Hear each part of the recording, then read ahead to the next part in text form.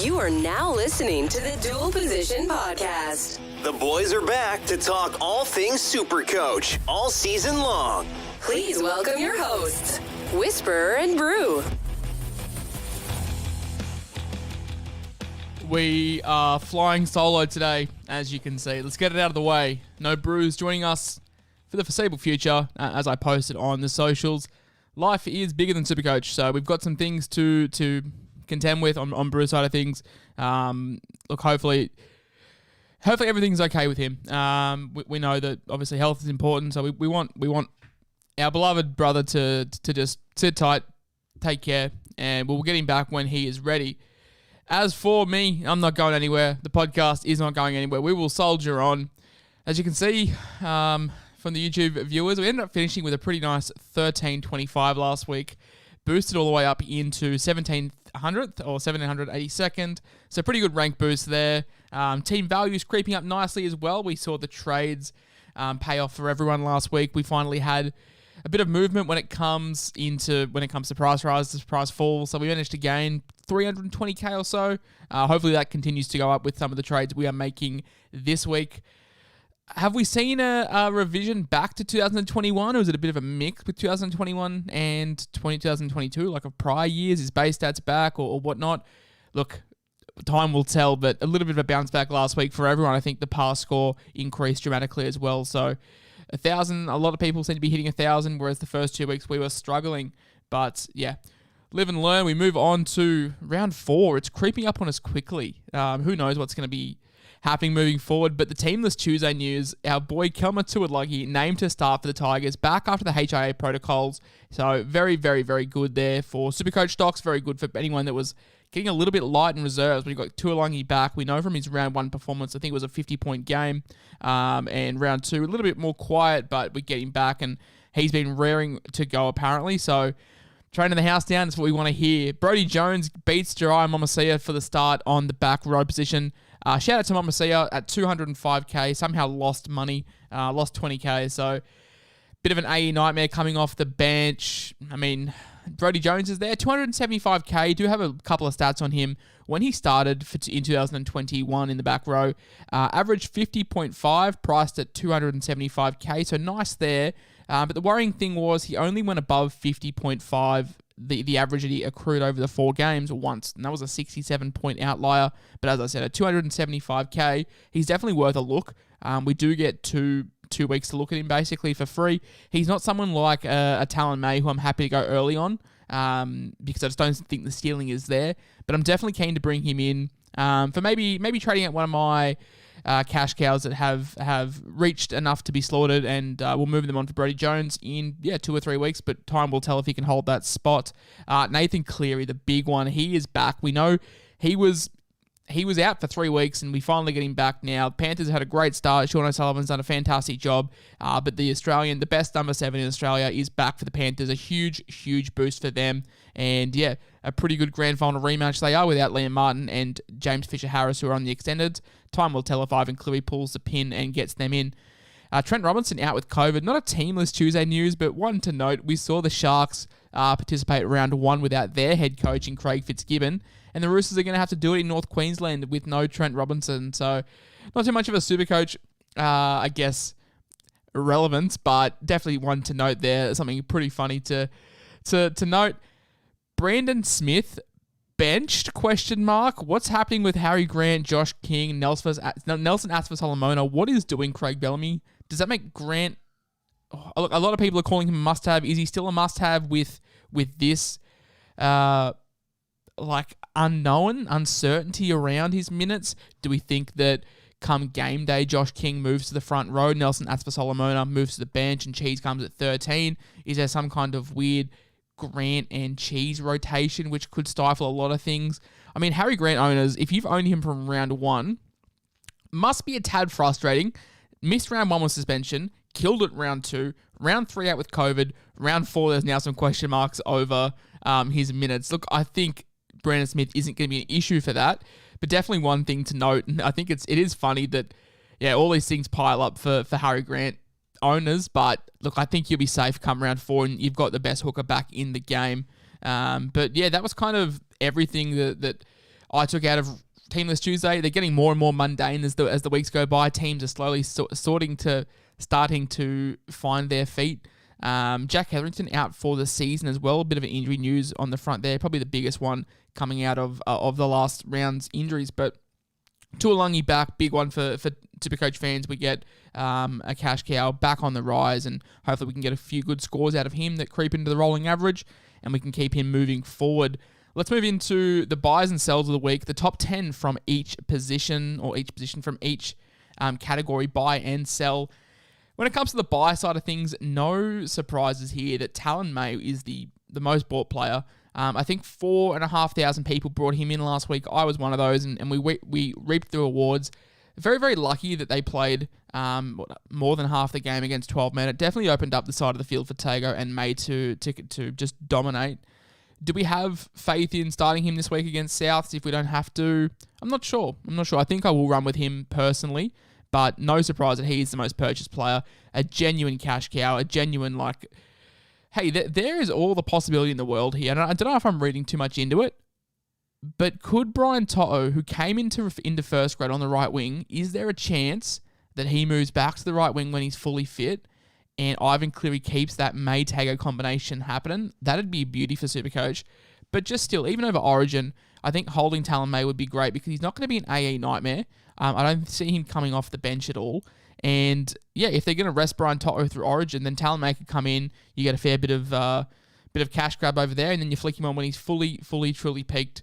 Number 2 on the most the most bought list is Nico Hines. He was number 2 or number 3 last week, and he's still there. Look, back-to-back tons from him. Just getting his hands on so much of the pill, and it's exactly what you want to see from a marquee half that you're paying big money for in Supercoach. Yeah, no issues with people buying Hines. I've heard some people say that we've missed it on Hines. I don't see it. I think he's got a break even of 12 or minus 12 or something like that. There's still plenty of cash to be made, but even still, there's no cash to be made with Hines. He's not a cash grab. He's a genuine out and out set and forget half. Worried that he might get a jersey over Origin, but yeah, we'll cross that bridge when we come to it, but he's just a genuine stud. This Shark side looks a lot better than what I thought they would have coming out of the bat with all these new signings, and Nico Hines is just an absolute stud. Number 3, Cam Munster. Now, he had a brilliant game, one of the top scorers of the round last week. Shaved his head, though. Now, how much stock we're putting into the long hair Munster? We see him with a bald trim. Still got the mustache, though, so we could probably give him a couple more points there. But, look, in all seriousness, Cameron Munster, just an accumulator of points. He'll get you tackles, get you runs, and he's got the attacking upside as well. And they have a fantastic game this week. A really good matchup for the Melbourne Storm, so no issues buying Cameron Munster. Another one of these guys that is set and forget, barring Origin, for the rest of your season. Probably, in my opinion, the best 5/8 for Supercoach. Number 4, Beau Fermor. There's still plenty of cash to be made here with Beau Fermor. Looks really good outside of AJ Brimson. Hopefully AJ is past fit for this. There was some reports that he would be missing this game thanks to that huge hit from, I think it was Valamate at the end of the Titans-Raiders game last week. But Beau Fermor available at 2RF and centre wing. Just a genuine out-and-out cash grab. There's still plenty of cash to be made there. It's not too late, in my opinion, to jump on him. Anyone with a negative break-even, it's not too late to jump on them as well. And I think he's very rocks and diamonds. He's historically he's been a 40-point or 100-point guy, but I'm happy to ride the highs and lows with him. Number 5, Josh King. People bringing him back in after seeing him start with Cheese on the bench. The jury's out when it comes to my opinion on King. Have we missed the jump because he's a bit of a plotter? Last week boosted by some attacking stats, so that will sit in his rolling average. But yeah, overall, I still think there is a little bit of money to be made here, but I'm not as confident on him as I am someone like a Fermor or a Nanai, who we'll touch on. Number 6, Harry Grant. As I said, the best Supercoach hooker. The only concern will be with Brandon Smith on the bench, but I might be reading too much into that one. I still think Harry Grant is an out-and-out buy. If you can make it work without using a trade boost or whatever, if you can just do the straight 2 trades, then all aboard the Harry Grant train. Jeremiah Nanai comes in at the number 7th most bought player. 100-point game last week, 3 tries, no line breaks, so 50 points basically without tries for 340k or whatever he is. An absolute stud. I am very, very happy with the call to go Nanai over Lukey, and that was a sword I was willing to die on in the preseason, so very much happy to chalk that one up as a little W in the column there. But Nanai, if you don't have him, get on him. Todd Payton's got a lot of faith in him. I'm pretty sure there's reports that he's re-signed as well, so another huge tick there. 80 minutes, still mid 300k back rower. All aboard the Nanai train. All aboard Cameron Murray as well. I was worried pre-season coming into this about his shoulder, what his sort of limitations were, whether his minutes would be there, and then you saw him benched in round 2 and the internet lost their mind, but he's proving to be one of the most consistent back rowers. Another one of these guys who will be affected over Origin, not ideal, but if just the output that he would give you, tossing up between him and Isaiah Yeo as my best 13 in the NRL, but yeah, still, like, he is just an out-and-out gun. You're paying a premium price for him, but his Supercoach impact is huge. He'll make you a bunch of tackles, he'll make you a bunch of runs, he'll do a bit of everything, a bit of ball playing as well. He'll take the pressure off Ilias, and South Jaws does open up immense for me. When it comes to number 9 on this list, Tom Dearden. Now, he's a really awkward price, 440k, I want to say off the top of my head. He's had a bit of a price rise, had a great start to the season. But can we get behind Tom Dearden? Do we think this is like a new Dearden for me? Or do we think it's just historical starting hot and cooling off? I'd much rather someone like a Dylan Brown for that price. I'd much rather go up to Sam Walker and take a punt on their draw over someone like over Tom Dearden, but I can understand why people are doing it, probably seeing a low break even, and yeah, jumping on that. Number 10, Brad Schneider. Now, Brad Schneider is giving me plenty of headaches this week when it comes to Supercoach, and what do we do with him? If you don't have him, do you get on? If you have 2 gun halfbacks, do you sacrifice one of them and get on? He has a fantastic Supercoach game, a really good base for a young half, goal kicking as well, in a side that should be there or thereabouts when it comes to putting up points. You'd expect the Raiders to put up anywhere from 3 to 4 tries a game, which is going to give Schneider a fair old crack off the tee. Fogarty isn't going to be back for another 5-6 weeks at least. So, yeah, he's given me plenty of headaches. If you don't have him, you've got to buy him. It's just a case of different team dynamics. If you've got 2 gun halfbacks, then do you sacrifice that cash generation? That's the situation that I find myself in, and we'll touch on that when it comes to trades. The most traded out man this week is Luke Cleary, and I'm assuming a lot of people are trading Luke Cleary out for the number 2 most bought in Nicho Hynes, or having them in the 5/8 and buying from Cameron Munster. The jury is out when it comes to me and the Roosters stocks, considering their draw is just so good. For the YouTube audience, let's have a look at the Roosters draw, and I will try and do my best to explain what we're looking at when it comes to the Roosters moving forward. From now, round 4 until round 13, they play the Cowboys, the Broncos, the Warriors, the Dragons, the Bulldogs, the Titans, Parramatta, Penrith, Cronulla, and Canberra. So basically 2 tough matchups, and even Parramatta, who are not are no stranger to leaking points. So you could basically say 1 tough matchup in Penrith in round 11, and then it's pretty clear sailing for the Roosters. So the jury's out on my stance on selling Roosters stocks, but Cleary has just not lived up to what people were hoping for and what the numbers he was putting up in the first 3 rounds last year. He does have that duel, which is handy.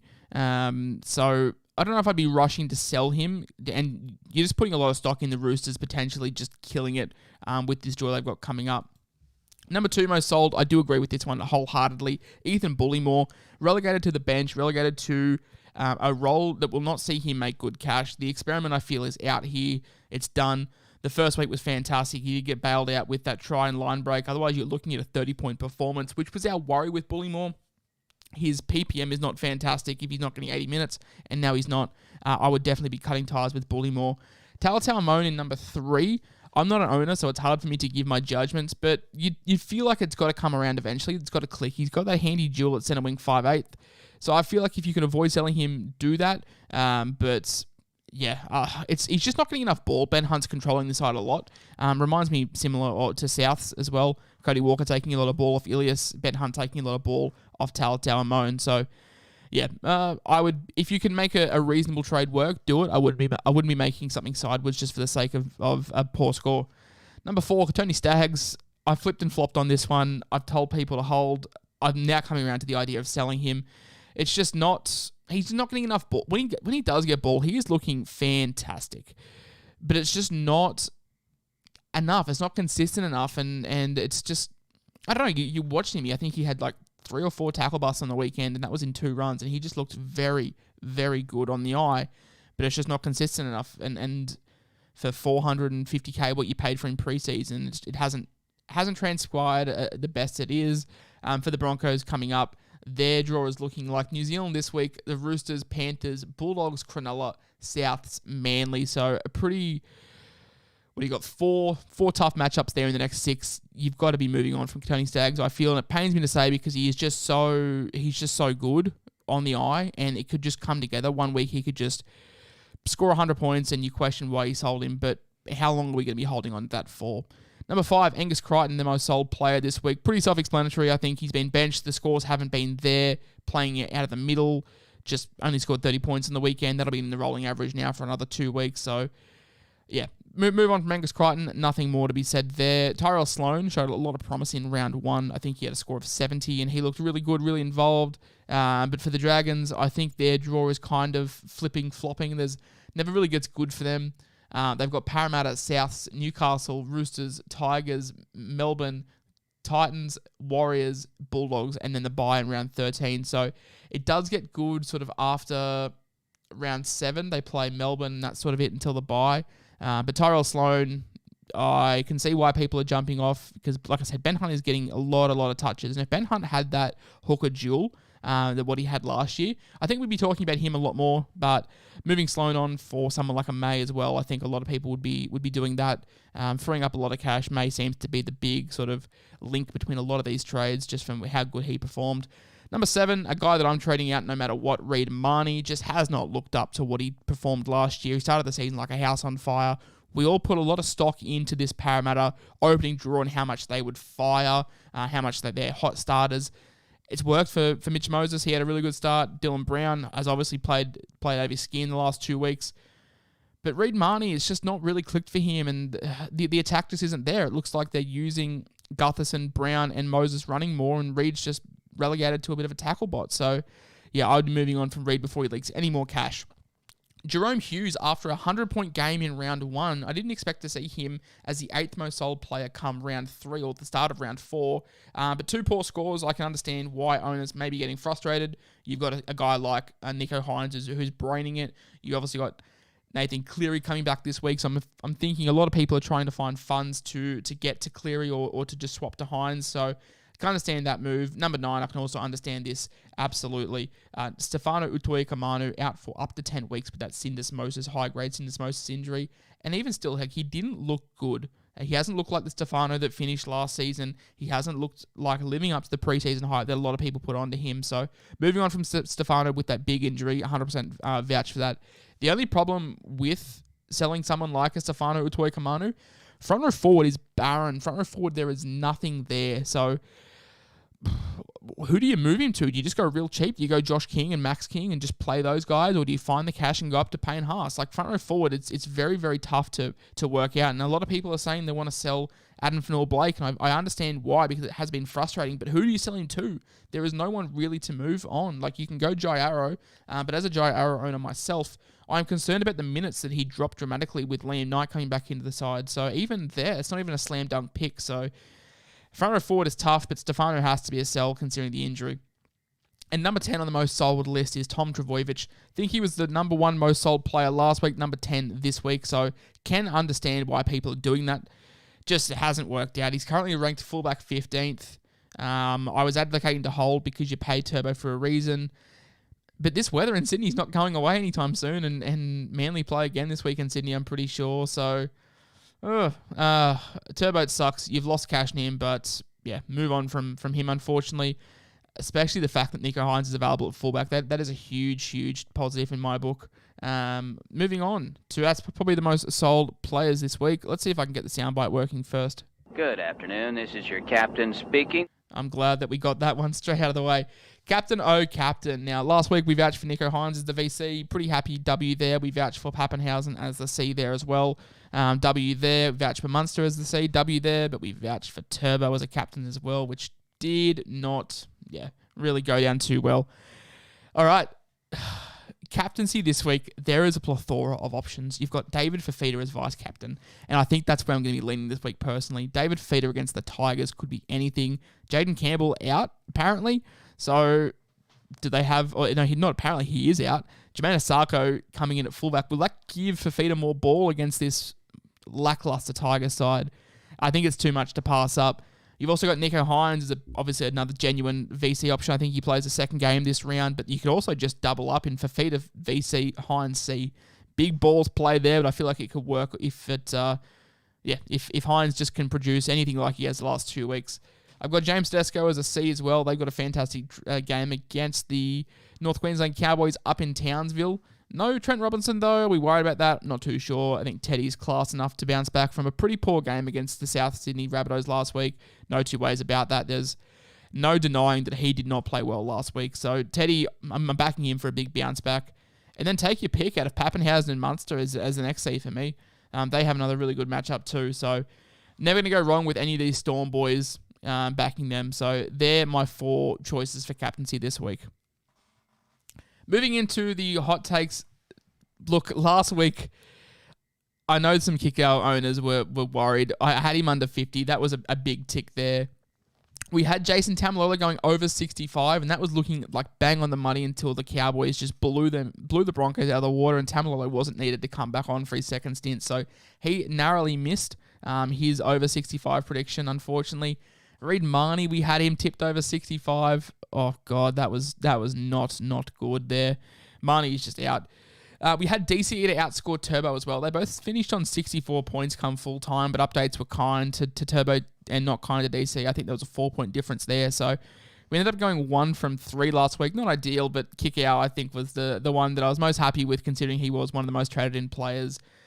Moving on to this week, though, I've doubled down on my David Fafita prediction of him being a fantastic VC. I've got him going 100+. I've got him having a bounce-back week against a poor Tigers side. And, yeah, I honestly could explode for 100 points, I feel.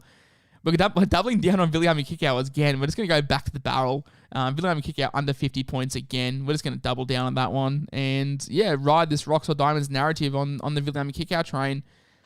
Even though he is the most, the 4th most sold player this week, I have Tony Staggs having a big performance against the Warriors. I've got him going over 60 points. I feel like give him some more ball, give him some early ball before this run ends up. And, over 60 points for Tony Staggs when we haven't really seen the best from him at all, it's fair to say, in the first 3 weeks.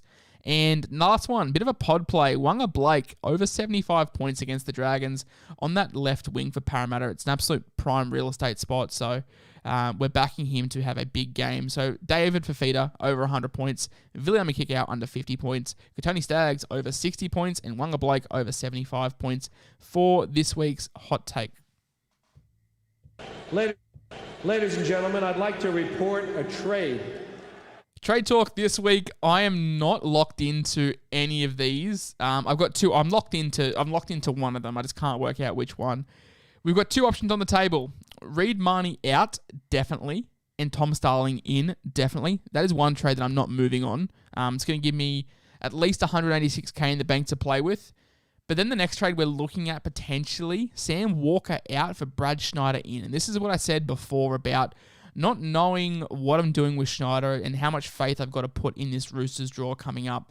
Obviously, Sam Walker, goal kicking for the Roosters. If they can start putting on some points in these fantastic draw matchups they've got, whatever you want to call it, there could be 25, 30 points worth of goal kicking on here if Walker can score them. But Brad Schneider, just the ultimate cash cow, probably one of the best cash generators we've got. At 186k, massive negative break even after a fantastic game, after we spoke about him.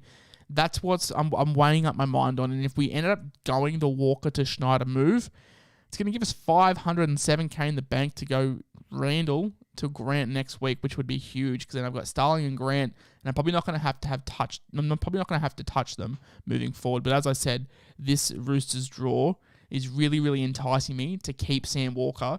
As we touched on before, they're playing the Cowboys, the Broncos, the Warriors, the Dragons, the Bulldogs, and the Titans in the next 6 weeks. That is one of the best draws I feel like you can get. Chuck in the Tigers there and maybe the Broncos again, and you could be having a field day. But my gut is telling me to hold Sam Walker.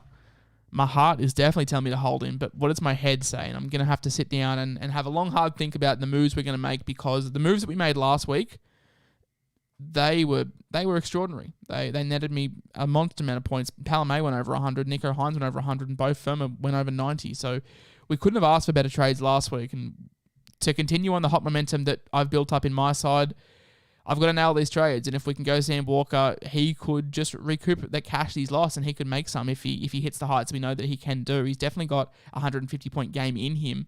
But the question is he going to get enough ball and enough space and enough time in my side to do that, or do we cash out on Brad Schneider? I will, we'll sit down and we'll have a think about that one moving forward. But that's basically going to wrap up the analysis side of things. Let's move into a few listener Q&As. Didn't you just trade Schneider last week for Hines and kept Walker? Lol, I traded Walker for Hines and kept Schneider. Look, in hindsight, I wish that I didn't. I wish I just traded Walker last week, but now I'm in the predicament where I've doubled down, I've got to stick with it, and then we got to move from there. What about the Eels draw? This comes from Jonathan Keating. The Eels draw is phenomenal as well, and this is why I don't like trading out Marnie, but the Eels had a fantastic first 2 games as well, and Marnie didn't do a whole lot. Parramatta have St. George, the Titans, the Tigers, Newcastle, and the Cowboys. Pretty juicy next, 6 weeks. And if you have stocks in Mitch Moses or Dylan Brown, I would not be moving on from them. Hell, if you have stocks in what's his name?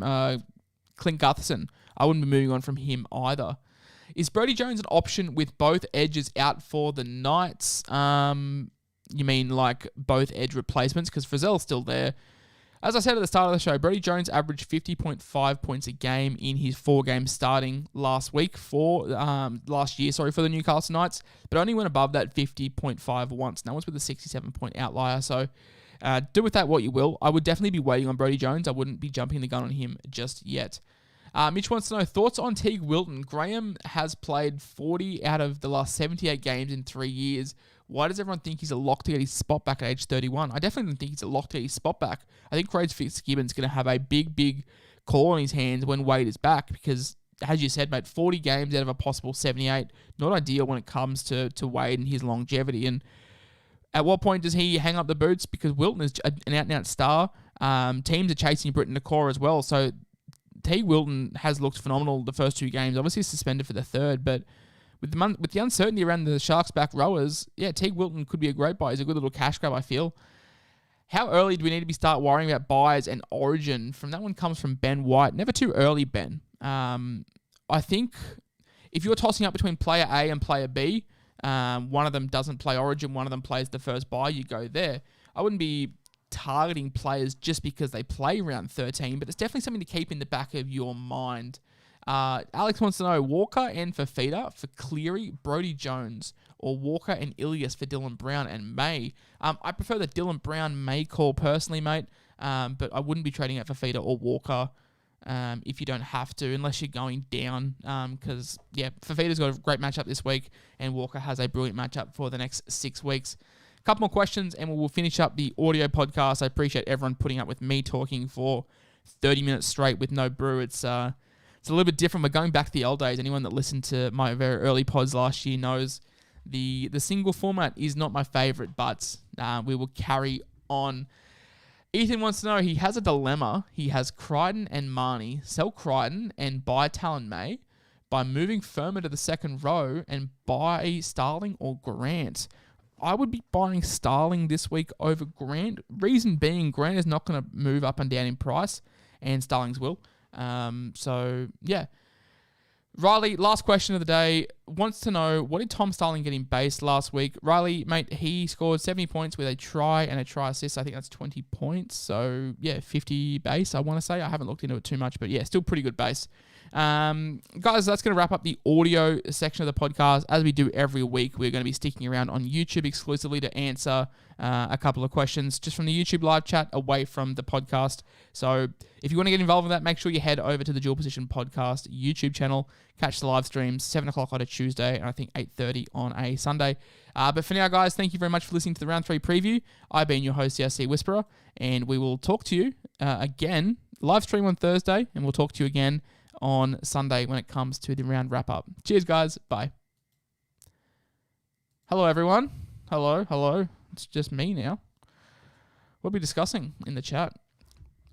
Is it okay to jump on May next week versus the Dogs? Yeah, he's not going to go up in price. Not going to go up in price this week. So if you want to wait a week, awesome. AFB to Tino. Why are we all jumping on... Have I missed something on Tino? Like, I feel like his first 2 scores were not great. And then he scored the try on the weekend, which really inflated him. So, what have I missed on Tino? Because he hasn't really impressed me. Will Starling be playing 80 minutes? No, he will not. He is not an 80-minute hooker. To be honest, I expect him to start on the bench as usual. I think he will be moved to the bench. Everyone will panic, and he will play 55, 60 minutes and do very similar to what he did last week. So don't stress on that. Josh Cruz says, "Hey Josh, always great podcasts. Rate for my halves. My 4 halves. Nico Schneider, Cleary, and Cow Walker." Nice, man. That's nice. Cody Walker is someone I'm definitely looking at moving forward. Reason being is that South Draw. It's just ridiculous. They have, where are they? Panthers this week, and then moving forward, Dragons, Bulldogs, Tigers, Manly, who can concede points, Broncos, and New Zealand, Canberra, Tigers, and it just gets better and better from there. So I'm really looking at Cody Walker myself as well. Prefer to hold Katoa or AFB? Got Arrow. I'd be holding AFB over Katoa. Tino passes the eye test every game. Just doesn't translate to scores all the time. What's the Titans draw look like? And then what does Tino's last 2 scores look like? Let me have a look. I'll pull up my SuperCoach Stats website. Tino, Fa'asua, where are you? There he is. Okay, so Tino scored 57 points in 64 minutes and 48 points in 63 minutes.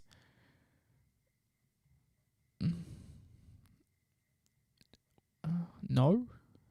I mean, the try is cool and the draw is okay. They've got the Tigers, Parramatta, Manly, Cowboy. Oh, the draw is not okay, actually. I don't know. I'm not really keen on Tino personally. I think we're all just jumping on the fact that he scored a try last week. Same thing happened when Spencer Leniu scored a try. Everyone jumped on him, and he has not been good. Will Pappy average 10 to 15 more than Teddy over the next 6 games? Ooh, who did the Storm have? Storm have the Bulldogs, Canberra, okay, the Storm have a fucking really good draw as well. Holy crap, I need to jump on Munster. Yeah, I think that's fair to say. Pappy goal kicking probably averages 10 to 15 points just in goal kicking as well. So, plenty of questions coming in. Talk me out of Brayley. I can't anymore. I thought I was a genius saying don't go Brayley because I thought that Braden Trindle would take minutes off him, but that's pretty clear. It's not happening. So, Brayley, all aboard. Jump on. Thoughts on Sarko? No. Have you seen his price? He's like $500K. Not a chance. Will Brandon Smith be rotating with Josh King, Harry Grant, or both? We worry about Grant's minutes. I am worried about Grant's minutes. That's why I'm waiting a week on Grant. If I do, where are my trades? If I do the trade here at the bottom, like the second one, the Brad Schneider one, then I've got enough money to go Randall to Grant next week. I mean, I can do it this week if I use a trade boost, but I really don't want to do that. So I'm going to be watching Grant with a very, very close eye, watching what Craig Bellamy does with these rotating minutes. Asako will be a blessing for Fifi, who might see some ball. That is what I'm hoping for. I feel like Asako will feed him well. Moses to Cleary or Hines and when? I wouldn't be selling Moses. I'd be trying to get Hines another way. Do you see JTB coming to the 17? Maybe. It depends on Cohen Hess. He's been named, but he suffered a pretty bad injury. I think JTB comes back next week, to be honest. And, yeah, we'll go from there. Thoughts on Pat Carrigan? His base the last 3 weeks have been 58, 53, 59. He's playing 60 minutes a game. Yes, Pat Carrigan has been performing very, very well. What are his actual stats? Let me pull them up. Oh, sorry. I don't know why I've got you on that screen. We'll do this one. Nope. That one. Pat Carrigan has scores of 62, 49, 71. But the problem is with Pat Carrigan, he plays the first 40, kills it, and I keep thinking, shit, we're on here. And then, what's his name? Kevin Walters just benches him for the next 25 minutes, which isn't ideal. Surely Daniel Tupou is a huge beneficiary of the major Roosters draw. Get him in. Jordan, if you were smart, you started with him. Like me. I started with Daniel Tupou. Very happy with his performances. I think he scored 2 tries in 3 weeks and can see that continuing with the Chookies draw. Jonathan wants to know Hines for Gutho. And someone said, I think it's a bit too sideways. I also think it's a tad sideways. I really like the Eels draw. I'd be trying to get Hines in another way. Luciano, Swarker, and Turbo out for Cleary, Hines, and Firma. Okay, let's talk Nathan Cleary, because I didn't really address him too much in the pod. Do we feel he's a must-have straight away? I mean, in NRL, I know none of you care about NRL fantasy, but I brought him in this week in fantasy because it's a very different game. But in Supercoach, is Cleary a must-have? I'd love to get your thoughts on what we think. Mitch Barnett suspended for 22 weeks. Is that legit? That's not legit, is it? Mitch Barnett elbow news. Okay. Are you just saying that to troll? Whatever. Thoughts on Marnie to Grant, Hughes to Munster, Bullymore to Wilton Firma. I like all those trades a lot, my man. I like those trades. Teddy to Hines sideways. Yes. I'm in the same situation, Jonathan. Sam Walker, Staggs, Bullymore for Schneider, May and Murray. I feel like you got way more money there in the kitty as well, so that's not too bad. Lomax better than Tupou. I'd love to say yes, but the Dragons draw is horrendous, so no. Is Momorovsky a sell? Got that centre now. No. No Rooster is a sell for me, unless you have to.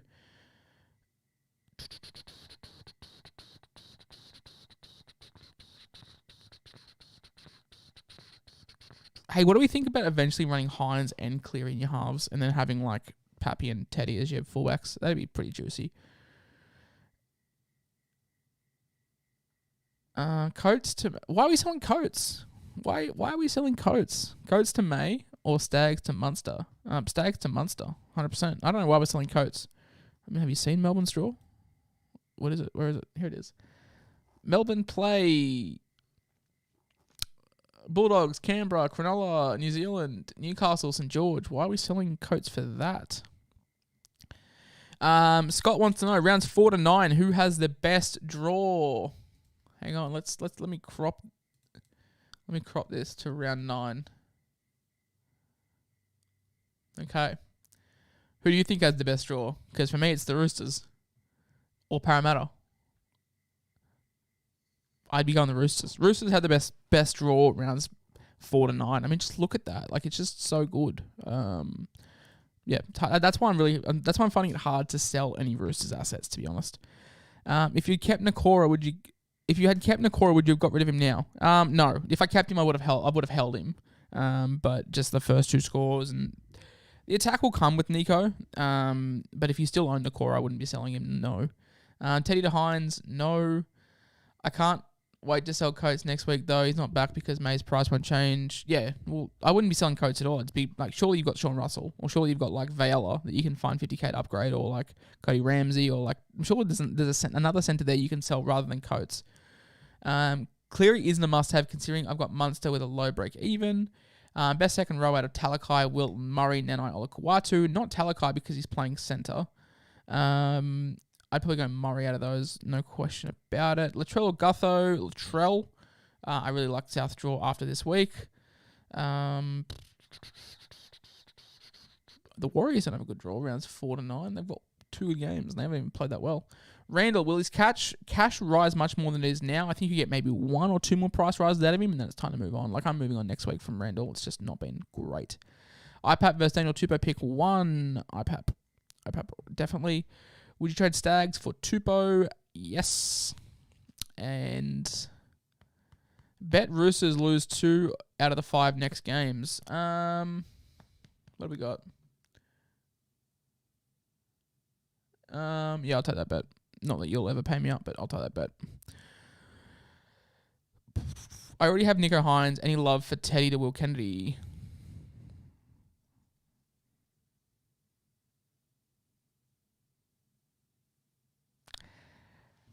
Pap to Hines. No. Stop selling these guns for, for Hines. Just find another way to get Hines in. Sell Sam Walker or sell Schneider. I don't know. Sell someone. Don't sell Paps. Don't sell Teddy. They're the 2 I've seen people toss up. Don't sell those 2.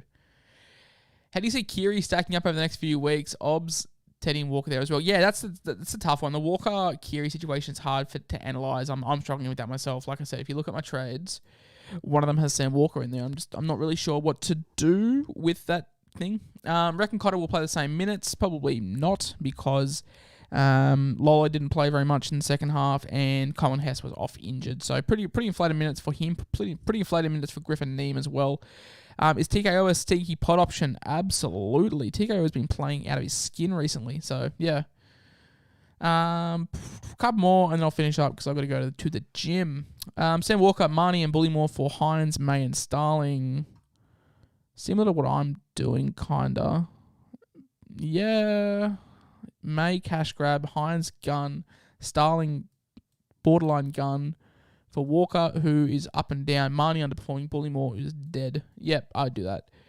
Play 3, bench 3. Josh King, Max King, Tuolagi, Schneider, Panasini, Billy Smith. Play Panasini. Play Josh King. No, play Max King. And play Schneider. Is Granite Captain option too risky? Probably too risky. I'd rather go Paps or Munster out of the Storm there. AFB to TKO sidewoods. No. And last one. Only issue is I have Cleary from the jump. He's dropping in price. I want to try and find a move to Munster, but can't happen this week. Yeah, that's the problem. Cleary's going down, Munster's going up. So if you can't make it happen this week, you're probably not going to make it happen at all. Chazza, I don't care that you tip the Cowboys. You've told me 3 times, I want to say. Awesome. Well done, man. You're probably doing better than me in the tipping because I'm doing terrible. Cleary's price won't change. No, his price won't change until round 6. No, 4, 5, 6. Yeah, at the end of round 6, his price will change. Thoughts on AFB to Nanai via Bullymore and Cleary to Munster? Yep, I like that. Arrow to May via Jules. No, I wouldn't be trading out Arrow just yet. Still money to be made in him. Let's just wait. Let's just wait on him. With Stag to 390k, should I just keep him and hope he comes good? No. Sell. Broncos draw is not good. It's kind of up and down, so I'd probably just cash out on Stags. I'd keep Cobbo, but I wouldn't keep Stags. That's going to wrap it up for me today, guys. That's going to wrap it up for me today, guys. Hopefully you enjoyed the podcast solo, and then obviously enjoyed me rambling at the end here. I will see you guys on Thursday. I'll be doing the kickoff countdown. We'll try and get Aman on. If he's free, he's obviously the guy that I want to get on for these ones, so we'll go from there. But as always, I appreciate you guys tuning in. We had 700 people tuning in tonight, which is still mental. Yeah. But apart from that, guys, hopefully you've enjoyed the podcast solo. Brew will be back when Brew's back. Don't ask me any questions. I don't know.